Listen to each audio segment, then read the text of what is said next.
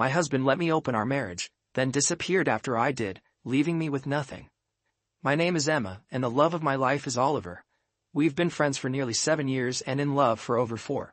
Oliver is my dream partner, kind, attractive, and financially stable, with a good income from his job. He's been a dedicated worker since the age of 15 and has no regrets about it. He's a real man who enjoys working hard to provide for a family. He grew up by the sea, whereas I come from the capital city. We got married 2 years after meeting, just 1 month after experiencing our first love at the age of 19. My parents were supportive, but his family initially wasn't thrilled about our arrangement. They accused me of trapping him into marriage, even though I was a virgin and had no children. It's hard to understand how they could see it as trapping. I've also been working diligently, starting at a hotel reception when I was 17. On the other hand, Oliver had a previous relationship, maybe 2, but he only admits to 1. It's a mystery why they blamed me for anything. Despite the initial blame and some early animosity, they eventually embraced me as family, and we all found happiness in each other's company and trust. Oliver and I have been in love and married for almost 4 years, and we are all very content. I take care of the cooking and cleaning for him, and am eager to fulfill any of his desires. In our intimate moments I never refuse, and we both find immense happiness in each other. He is my ultimate desire in every way, and I wouldn't ask for anything more. Now this is where complications enter the picture. I've been working alongside a man named Doran at the hotel since the very beginning. Doran, who is 32, handles maintenance and janitorial tasks for the hotel. Let me make this crystal clear right now for everyone out there, I have absolutely no romantic desires or attraction towards Doran. Doran is simply a kind-hearted person who has gone through a difficult time. He has a wife who cheated on him and left, taking his son with her. Through a paternity blood test, it was revealed that the son is not biologically his, exposing the affair and implicating another man as the father. Doran, who is not just my friend but also beloved by all our colleagues at the hotel, was in deep despair after this heart-wrenching episode. He didn't want to go on with life and even took days off work, something he had never done in his 13 years at the hotel, never missing a single day until this ordeal. I was extremely concerned about my friend and co-worker. To boost his confidence, I began talking to him at work and insisted that we have lunch together every day, along with other co-workers. In the break room or outside at tables to chat in the fresh air and sunlight. Doran feels like he's lost his masculinity because of what his estranged wife did to him. He believes no woman will ever want him again, causing him immense anguish. I told Doran that this isn't true at all. I firmly believe any woman would be fortunate to have him as her partner. He is kind, gentle, a good provider, and a loving father to his son. I'll share more about that part of the story later on. Having conversations with Doran over these weeks gave me an idea. I thought I could help him regain his sense of masculinity and at the same time explore a relationship with a different man. Something I had never done before except with my beloved Oliver. This would help me resolve that lingering question in my mind. I then planned when to approach Oliver with my solution and seek his approval. After we finished dinner and cleaned up, I sat down with Oliver for our discussion. I shared my thoughts and suggestions with him. His response was to burst into laughter and give me a crazy, incredulous smile. He thought I was joking about all of this. I assured him that I wasn't joking, and explained why I believed this could be an ideal solution for both Doran and me. I emphasized that he had nothing to worry about concerning Doran, because I had no desire or attraction for him. Oliver became quite upset and stormed away, slamming the bedroom door. However, he didn't lock the door, and I knew what he wanted. To show my love and commitment, I removed all my clothing and entered the bedroom. He can never resist me, just as I can never resist him, even after 4 long years. I gave him everything he loves, and we fell asleep together in love and happiness, just as we always are. I waited for a day before bringing up my suggestion to Oliver again. I asked him if he had thought about it and whether he'd give his blessing. Once more, he firmly stated that he wouldn't, and warned that if I went through with it, he would file for divorce and have no further communication or friendliness with me. I acknowledged his stance with an okay and sat beside him to watch a movie.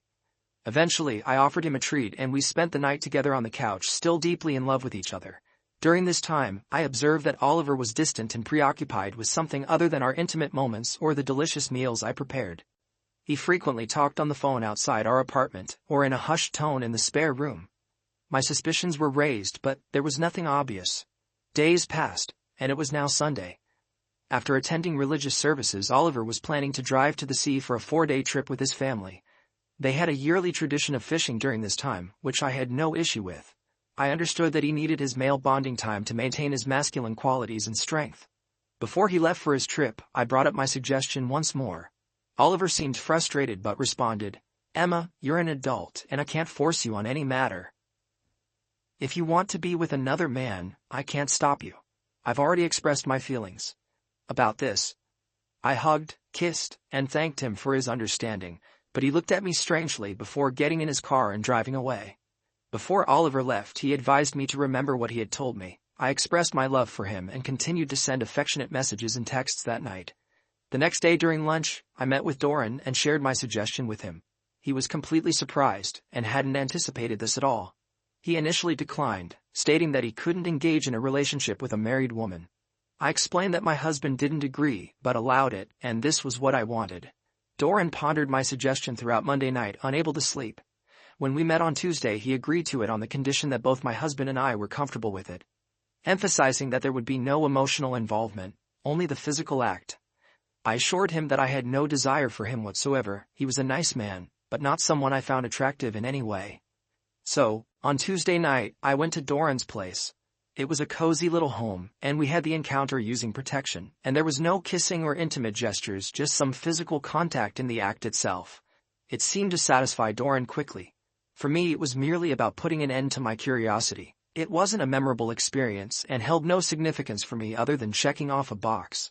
That evening, I sent a text message to my beloved Oliver, informing him that everything had gone smoothly.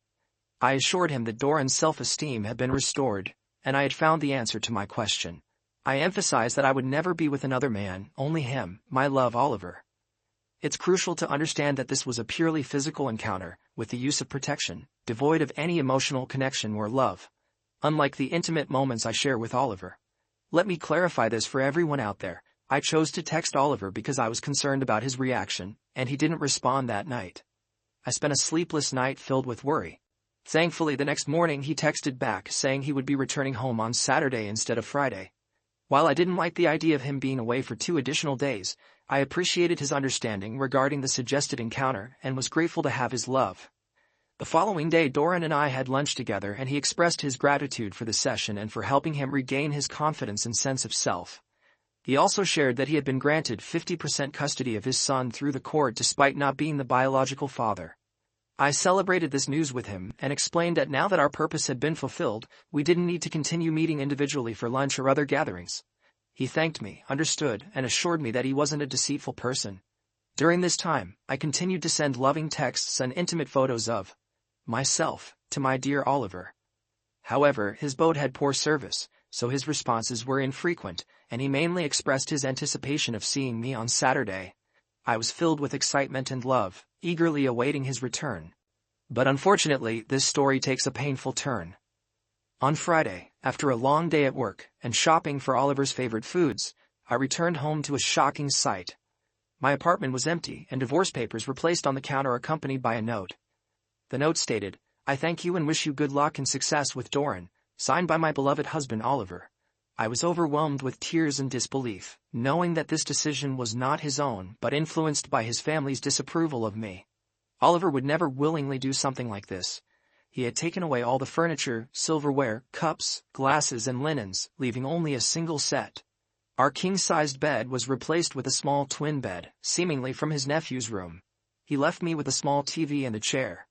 Additionally, he took all the kitchen appliances but left me with just a saucepan and a frying pan. He even provided paper plates, plastic utensils, paper cups, and basic necessities like toilet paper and paper towels. My sole possessions left were my clothing, toiletries, and makeup. I attempted to call Oliver, but I discovered that he had blocked my number. When I reached out to his mom and sister, I found that they had blocked me as well. This was the case with his dad and brother too. It became apparent that Oliver had been consulting with an attorney during those times when he was away or in the spare room. It seemed like he had initiated this process shortly after I shared my suggestion, which felt like a deceitful move. I can't believe what's happening. I then read the letter included in the divorce agreement, which instructed me to direct all correspondence and conversations through the attorney with no direct contact with my husband. This brought me to tears. At the end of the day, I decided to call the attorney to understand what was happening and how I would survive. I explained that I couldn't afford to pay for this apartment on my own. The attorney informed me that Oliver had covered the lease payment including basic utilities for the remaining 3 months on our lease. However, I would need to manage expenses for video service, internet and cell phone on my own. The attorney also mentioned that when the lease expires, Oliver had terminated it. If I wanted to stay, I would need to renew it with the landlord. I'm left wondering how I can manage to stay when I can barely afford it. Is this how a man treats the love of his life and a woman who gave him everything, from love in various forms to cooking, cleaning and running all errands? Oliver always had to ask and he would get whatever he wanted. Now I'm on the edge. I couldn't sleep that night and the following day I decided to visit Oliver at his job site. I was informed that he had taken on a job by the shore and specifically requested to work in that area. He's a skilled concrete worker, one of the best, especially for someone so young. I asked the foreman to let him know I was there and that I loved him, and he said he would pass on the message. I'm overwhelmed with grief. It's truly unbearable, like experiencing a death and loss. I confided in a friend and coworker about everything, and she couldn't believe my actions. She's the one who initially suggested the idea. When I questioned her about it, she said, "Yes, I mentioned it, but I never thought you'd actually go through with it. It was just crazy girl talk." The following day, I took a bus to the seaport since I don't drive. I went to my in-laws' home and although I wasn't exactly welcomed, they allowed me inside and prepared a meal and coffee for me. I explained the misunderstanding and how I love Oliver deeply and eternally. They were kind, but Oliver's mother told me that he doesn't want to see me again and suggested it would be best if I never contacted him. I expressed my inability to do that because he is my entire world. Oliver was working 100 kilometers away, and his family didn't welcome me to stay with them, so I had to take the bus back to my empty apartment. I cried the entire journey and continued crying all night. I even had to take some time off from work the next day to collect myself. Now, I need your help with my question. How can I regain my husband's love and mend this misunderstanding? Please, I'm not looking for judgment or criticism, as I've already received plenty of that in a previous post without any helpful suggestions or actions. All I'm seeking are practical steps to win back my man, the love of my life, because I can't continue like this. Your assistance is greatly appreciated. Update 1. Let me address some questions from this group. Yes, I believe in God and the sanctity of marriage. Do you? No, I was not unfaithful to my loving husband, and I would never engage in such behavior. It's quite audacious to even suggest that. Yes, I do consider myself a good girl. How many 24-year-old women do you know who have only been with one man and had just one other latex session? I can answer that for you: none, unless they're nuns. No, I have no intention of having any kind of relationship with Doran beyond being co-workers. There's no attraction or desire there. What I did for him came from the kindness of my heart. I take pride in helping him, and it's ultimately up to God to judge me, not any of you. No, I will never be with another man in the future. Perhaps you should ask these questions to your own significant other. Why not? Because you don't want to hear the truth. No, I didn't diminish or disrespect Oliver. You haven't met my husband, so you can't judge his masculinity. I know he's more of a man than anyone here. No, I haven't disclosed the situation to my parents or other family members. But I'm confident they would be proud of their daughter for doing what's right and selflessly helping people. No, I have no interest in engaging in latex sessions with any other individuals in this group. Many of you seem to have bitter attitudes. Update 2. Well, I have to provide another update, and it's quite an unfortunate situation. It's been a whole month since I've been without my husband, and I feel utterly empty and heartbroken. I've made every effort to contact him, but there's been no response. I've even resorted to calling him from other people's phones and leaving heartfelt messages. But it seems he's screening his calls and has never returned any of them, despite my pouring my heart out to him. I went as far as having Doran call Oliver and leave him a message expressing gratitude for his act of kindness, and how it saved Doran from a life of misery. Doran told Oliver that he sees him as a great man, and will forever be indebted to him for his actions, emphasizing that there's no love or interest between me and Emma, we're just colleagues. However, Oliver hasn't responded to any of this. I decided to confide in my parents and brother about my divorce, but their reaction was far from what I anticipated. They're very angry with me and can't see the good deed I did, only focusing on the perceived infidelity. No matter how much I try to convince them that it wasn't cheating but a selfless act, they remain unconvinced and express disgust towards me. They've even suggested I go to confession every day for the next year. I believe that in the end, it's up to God to judge me, not the people on this earth, including my own family. Final update. Okay, I wasn't planning on returning to this troublesome post, but some kind-hearted people have asked for an update, so here it is. I really wish I could block all those bitter individuals in the comments. Anyway, let me fill you in on my current situation. I'm now living at our community hostel because my lease expired, and I don't have the financial means to afford rent in the capital city. It's a decent place, but it's only a temporary solution. I could have stayed with my parents, but I chose not to since they don't understand my perspective. Now about the divorce, it's official. It might just be the quickest divorce in our country's history, which seems to be my luck, but at least I have faith in God to support me. The judge appeared to be quite traditional and didn't seem to have much regard for women in today's world. He viewed my suggestion as nothing more than cheating and disregarded the fact that I had helped Doran regain his life. He simply stated, "You can call it whatever you want, but it's cheating and a breach of your marriage." I tried to explain that my husband had given me permission, but when he asked my husband and his attorney, they both denied it, saying, "No, Your Honor, he did not." What Oliver told Emma was, "You're a grown woman, and I can't prevent you from doing anything."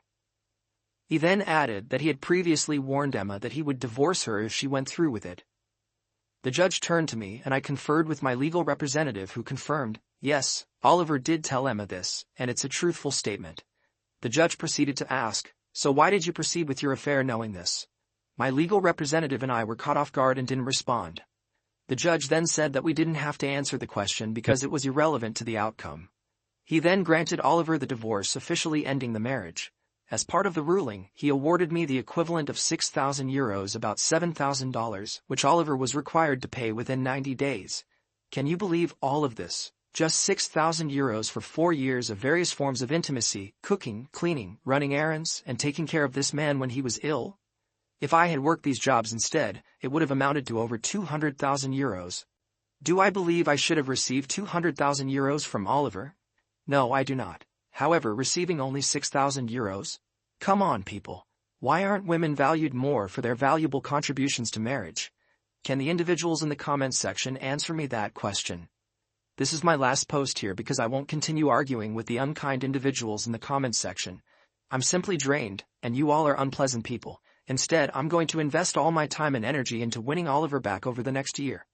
I left him a message on his phone, letting him know I won't go on any dates for at least a year, maybe even indefinitely, as I'll be patiently waiting for him to return. I told him he's welcome to come to my new apartment anytime for any type of affection and provided him with my new address.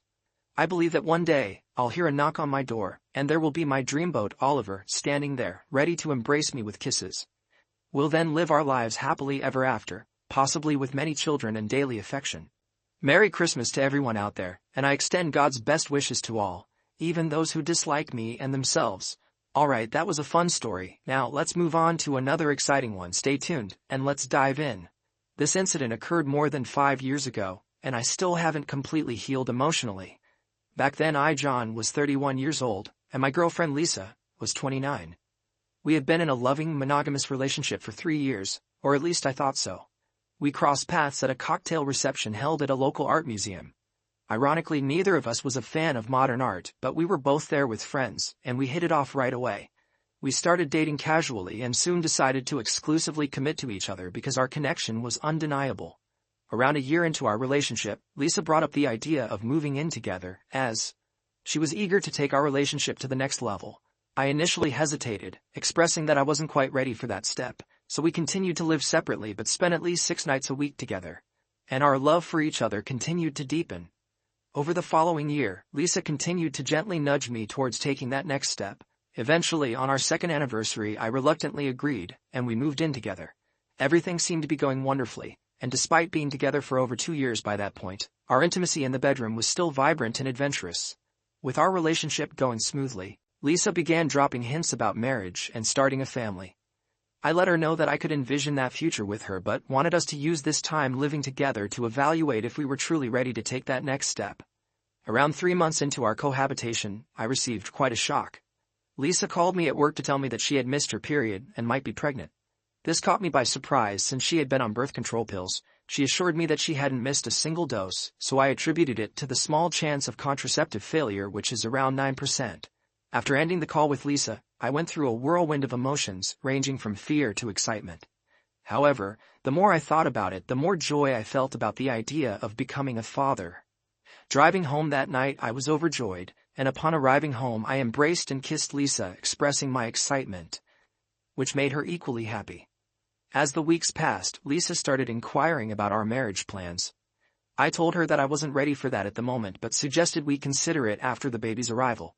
She understood but continued to bring up the topic several times a week, emphasizing how much she wanted to be my wife and spend her life with me. Over the next few months, we dedicated our time to preparing for our child, transforming our spare bedroom into a top-notch nursery. I spared no expense on the furniture and fixtures, ensuring we were fully prepared for our impending arrival. Our lives were going so smoothly that during Lisa's 7th month of pregnancy, I took the opportunity to propose with a heartfelt proposal. I got down on one knee and Lisa joyfully exclaimed, "Yes, yes, yes, I will marry you, John." We were both overjoyed. I suggested we have a civil ceremony at the mayor's office the following month, followed by a reception after the baby's birth, and she enthusiastically agreed. We had a wedding date set, but just a few days before the ceremony, our baby had different plans, and Lisa went into labor. We rushed to the hospital at 4 a.m., and by 9 a.m., Lisa had given birth to a healthy baby boy. I was by Lisa's side in the delivery room, assisting with the birth. Although the delivery went relatively smoothly, I couldn't help but notice immediately that the baby didn't resemble me. He had jet black hair, a deep brown complexion, and appeared to be of Hispanic descent. Both Lisa and I, along with our extended families, have Northern European backgrounds with light hair and fair skin tones. No one in either of our families has Hispanic heritage. When the baby was placed into Lisa's arms, I glanced at her face, and despite her efforts to appear composed, I could sense her shock at the baby's appearance. My heart was racing, but I managed to maintain my composure, pretending that everything was normal. Lisa wanted me to hold the baby, which I did, and tears welled up in my eyes. I cradled the infant, and felt an overwhelming sadness, knowing he wasn't biologically mine. Despite my emotions, I handed him back to Lisa, and mentioned that I was going out to inform our parents of the exciting news. I went out to the waiting room and shared the news with them. They all went inside to see Lisa and the baby, while I explained that I needed a short walk to calm my nerves after all the excitement. I headed over to a small park area by a stream that flowed through the hospital grounds, and there I completely broke down in tears. My world felt like it had crumbled around me. I knew that today I would lose both my future wife and the baby I had so dearly hoped for. I spent about 30 minutes crying my heart out, and then my phone rang. It was my mother. She inquired about my well-being and I replied, "I think so." She then said, "Son, I understand why you left." I confided, "Mom, the baby isn't mine." Her response was comforting, "Son, I know, and I'll stand by you no matter what decision you make." With that assurance, I regained my composure, went to the restroom to freshen up and returned to the room. Upon re-entering the room, only Lisa, her parents, and my mom remained. The baby had been taken to the nursery, and Lisa was understandably exhausted from the childbirth. I suggested that we all give Lisa some much-needed time to rest. As we left the room, Lisa asked if I could stay with her, but I gently replied, "Babe, it's best for you to rest without talking." We all headed to the cafeteria and spent a few hours there while Lisa got some rest. Upon returning upstairs, I allowed her parents to check on her first. After spending about half an hour with her, they relayed that Lisa wanted me to be with her, so I went in to comfort her. Lisa began talking, expressing her happiness, and asked if I was happy too. I reassured her that I was thrilled that both she and the baby were healthy. Concerned, she observed, "You seem distant. Is something wrong?" I replied, "We need to talk." She inquired, "To talk about what?" To which I responded, "The baby." Perplexed, she asked, "What about the baby?" That's when I disclosed, "Lisa, the baby is clearly not mine." She reacted defensively, stating, "It is your baby. Who else would it be?" I challenged her, saying, "You tell me." Her response was tearful sobbing, and I allowed her to cry for what felt like an eternity but was actually closer to 10 minutes. After she composed herself, I pressed further, asking about the father of the child. Through her tears she confessed, "You are the father." I didn't accept that and insisted, "Lisa, please don't lie to me." She fell into a silent daze, staring straight ahead. Eventually, she broke the silence, saying, "I'm so sorry, John, I was unfaithful, but I want you to be the baby's father." I disregarded her plea and repeated my question, "Who is the father?" Reluctantly, she admitted that her ex, who she had been with for over 5 years, had come to town 8 months ago, and they had a brief encounter at our apartment. I stood up and walked over to the window, gazing down at the traffic below. Lisa anxiously asked if our relationship was over. I conveyed that it was, as I couldn't fathom trusting her again. She burst into tears, begging for another chance, but I firmly asserted that it was not possible. I insisted that she needed to inform our parents about this situation immediately. Lisa begged me not to disclose it to them. Firmly, I told her, "Lisa, you must do this now because you won't be returning to our apartment when you and the baby are discharged tomorrow." Tearfully she pleaded with me again, but I simply repeated, no, and went outside to fetch our parents. As we entered the room, Lisa's father noticed her tear-stained face, and inquired about what was wrong. I asked everyone to take a seat, which they did. Then I instructed Lisa, saying, "Tell them what we just discussed." Overwhelmed with emotion, she burst into tears and couldn't speak. I proceeded to explain the situation to our parents, and all three of them began crying, with Lisa's parents crying uncontrollably. I informed Lisa's parents that when she was discharged the next day, she would be going home with them, and I would arrange to have all her personal belongings and the nursery we had prepared moved to their house. Throughout this conversation, Lisa continued to cry uncontrollably. Then I turned to my mom and said, "Mom, let's go." In response, Lisa screamed, "John, please don't leave me, I love you and I'm so sorry." With that, we walked out the door, leaving her parents to console her. While we were driving away from the hospital, Lisa called and pleaded, "Please, John, don't end our relationship like this." I replied, "Lisa, I didn't end our relationship, you did." I continued, "The trust we had is forever broken, and the person I knew and loved is gone." Despite her continued pleas, I remained silent, eventually telling her that there was nothing more to say before hanging up.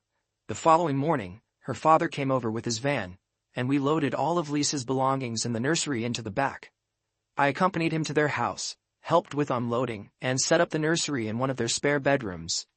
I was devastated. Lisa's mom inquired if there was any possibility I would reconsider and give her daughter another chance. Politely, I explained that it was not possible because I could never trust Lisa again, and I would never be able to love the child that was conceived by another man. With this, her father drove me back home, where I spent the next day crying my eyes out. Over the course of the next week, Lisa reached out to me relentlessly, making over 100 calls and sending numerous texts. She professed her love and asked for another chance. Initially, she understood my reluctance to marry her and become a father to her child. Instead, she suggested that we continue dating as we were before. I chose not to respond, and eventually, the messages ceased. Undoubtedly, this has been the most challenging period of my life. Although I have no intention of being a part of Lisa or her son's life, I do entertain the thought of meeting him for a beer when he turns 21. I'd like to express my gratitude for his early arrival, which prevented me from marrying his mother and further complicating my life. My parting advice to all men out there is to consider obtaining a pre-birth paternity test with every pregnancy. It can save you a lot of wasted time and heartache in the long run.